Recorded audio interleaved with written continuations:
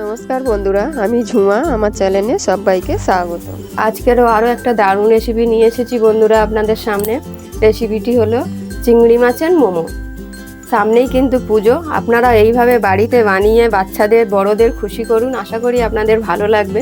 আমি কিভাবে বানিয়েছি আপনাদের কাছে শেয়ার করেছি, আপনারাও এইভাবে বাড়িতে বানিয়ে খেয়ে দেখুন। আশা করি আপনাদের ভালো লাগবে। ভালো লাগলে বন্ধুরা একটা লাইক, শেয়ার, কমেন্ট করতে ভুলবেন না। বন্ধুরা, আমি এখানে 200 গ্রাম চিংড়ি মাছ নিয়েছি। আমি শুধু নুন মাখিয়ে রেখে দিয়েছি এক্সট্রা জলটা বেরোবার জন্য। চিংড়ি মাছ এমনিতেই জল বেরোয়। আমি এবার চিপে চিপে একটা বাটিতে করে নিয়ে নেবো। দেখুন এতটা জল বেরিয়েছে। এবার এইভাবে আমি চিপে চিপে কিন্তু জলটাকে নিয়ে নেব।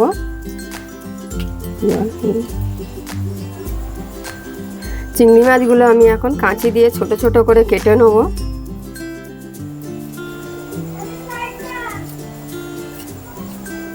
সব চিংড়িগুলো আমি এইভাবে কেটে নিয়েছি।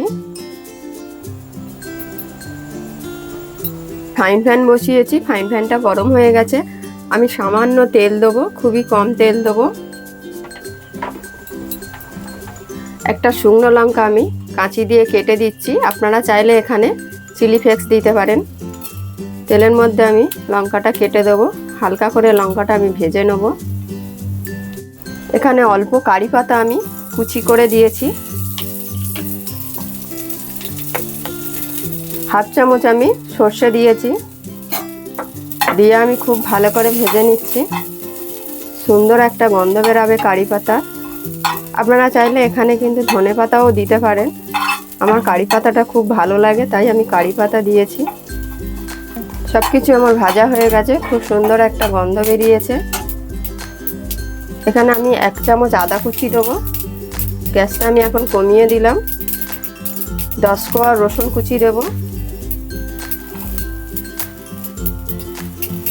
2টো কাঁচা লঙ্কা কুচি দেবো। লঙ্কাটা আপনাদের স্বাদ অনুযায়ী দেবেন। একটা মিডিয়াম সাইজের পেঁয়াজ দেবো। সব কিছু খুব ভালো করে আমি ভেজে দেবো। গ্যাসটা কিন্তু মিডিয়াম করা আছে বন্ধুরা। খুবই হালকা করে আমি ভাজবো। হালকা করে আমি ভেজে নিয়েছি। এবার আমি চিংড়ি মাছটা দিয়ে দেবো। চিংড়ি মাছটা দেওয়ার পরে খুব ভালো করে আমি ভেজে নেব। চিংড়ি মাছটা দেওয়ার পরে আমি পরিমাণ মতো নুন দেবো, একটু হলুদ দেবো। ভালো করে আমি মিক্সড করে দিয়েছি। আমি এখানে 2 চামচ ম্যাগি মশলা দিয়ে দেবো। খুব ভালো করে আমি আরও কিছুক্ষণ ভেজে নেব। আমার কিছু একদম হয়ে গেছে, রেডি, পুরটা তৈরি। খুব ভালো করে আমি মিক্সড করে দিয়েছি। গ্যাসটা এখন আমি বন্ধ করে দেবো। আমি 2 কাপ ময়দা নেব। 1 কাপ ময়দা নিলাম। 2 কাপ ময়দা দিয়েছি। আপনারা এখানে ময়দা যদি না ব্যবহার করেন আটা দিয়েও করতে পারেন। অল্প পরিমাণে নুন দেবো।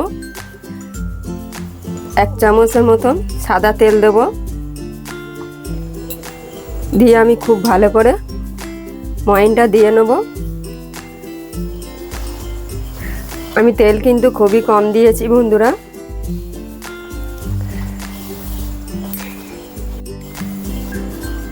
আমার ময়ন দেওয়া হয়ে গেছে। খুব ভালো করে আমি মিক্সড করে নিয়েছি। আমি অল্প অল্প জল দিয়ে এবারে একটা ডো তৈরি করে নেব শক্ত মতন।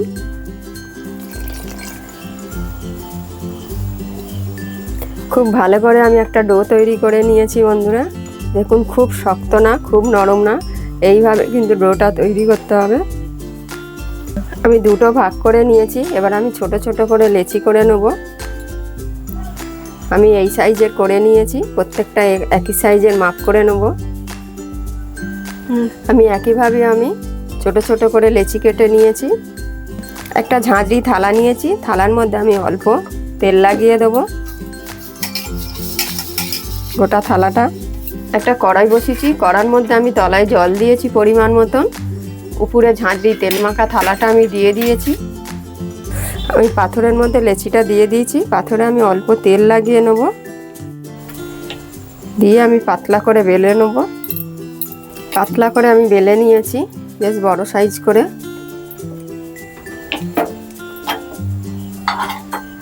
এবার আমি যে পুরটা বানিয়েছিলাম পুরটা আমি ভেতরে দিয়ে দেবো।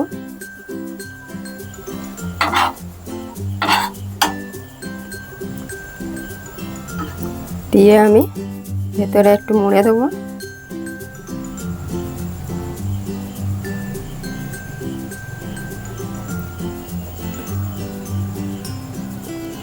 খুব কম সময়ের মধ্যে কিন্তু বন্ধুরা এটা বানানো হয়ে যায়, খেতে কিন্তু জাস্ট অসাধারণ লাগে। আপনারাও এইভাবে বাড়িতে বানিয়ে খেয়ে দেখবেন, দারুণ লাগবে। বাচ্চারা তো খুব খুশি হবে এইসব দেখলে। পুজো মানেই সামনে পুজো, পুজো মানেই খুব ভালো মন্দ খাওয়া দাওয়া, তাই এইভাবে বাড়িতে চটপট বানিয়ে নেবেন। আমি বাকিগুলো কিন্তু এইভাবেই বানিয়ে নেব। সবগুলো আমি বানিয়ে নিয়েছি। এবার গ্যাসটা আমি অন করে দিচ্ছি। গ্যাসটা কিন্তু মিডিয়ামে রাখবো, রেখে আমি 15 মিনিট ভাপিয়ে নেব। ঢাকাটা আমি খুলে নেব বন্ধুরা। 10 মিনিট হয়ে গেছে, দেখুন একদম ভাপানো হয়ে গেছে, সেদ্ধ হয়ে গেছে। আমি গ্যাসটাকে এখন বন্ধ করে দেবো, দিয়ে আমি ঠান্ডা করে নেব। খুবই গরম। আমি একটা বাটি নিয়েছি, একটা সস তৈরি করে নেব। আমি এখানে টমেটো সস দিচ্ছি, 3 চামচ টমেটো সস। 3 চামচ টমেটো সস নিয়েছি। এখানে আমি 1 চামচ চিলি সস নিয়েছি। এটা কিন্তু রসুন আর লঙ্কার সস, এইটা আমি 2 চামচ নিয়ে নেব।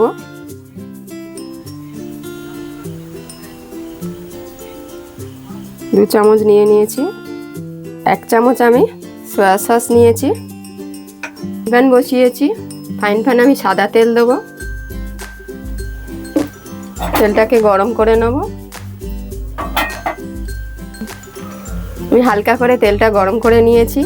এখানে একটা মিডিয়াম সাইজের পেঁয়াজ দিয়ে দেবো, 2টো কাঁচা লঙ্কা, 1 চামচ আদা কুচি, 2 চামচ রসুন কুচি, আর অল্প একটু কারি পাতা কুচি করে দিয়েছি। সব কিছু খুব ভালো করে আমি ভেজে নেব। সসটাকে আমি খুব ভালো করে মিক্সড করে নেব। পেঁয়াজ রসুন আদাটা আমি হালকা করে ভেজে নেব, বেশি লাল করব না, কিন্তু খুবই হালকা করে ভাজবো। ভাজা হয়ে গেছে। এবার যে সসটা আমি বানিয়েছিলাম একসাথে দিয়ে দেবো। গ্যাসটা এখন একদম কমিয়ে দেবো। খুব ভালো করে আমি নেড়ে দেবো। আমি সসটা ঢেলে দিয়েছি, যে সসের বাটির মধ্যে আমি বেশ কিছুটা জল দিয়েছি। 1 চামচ আমি কর্নফ্লাওয়ার দেবো, দিয়ে আমি খুব ভালো করে মিক্সড করে নেব। অল্প একটু নুন দিয়ে দিব, কেন সসের মধ্যে নুন দেওয়া আছে, তাই নুনটা কিন্তু আপনারা স্বাদ অনুযায়ী দেবেন। খুব ভালো করে আমি মিক্সড করে নিয়েছি। সসটার মধ্যে এবার আমি দিয়ে দেবো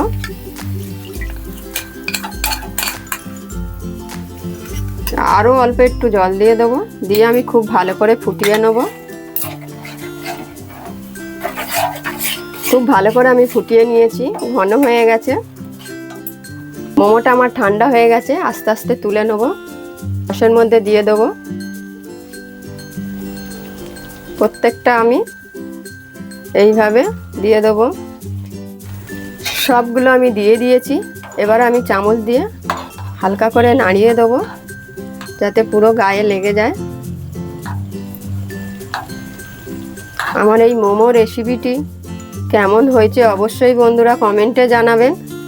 আর আপনারা এইভাবে বাড়িতে বানিয়ে খেয়ে দেখুন, আশা করি আপনাদের ভালো লাগবে। আর ভালো লাগলে একটা লাইক শেয়ার কমেন্ট করতে কিন্তু একদম ভুলবেন না বন্ধুরা।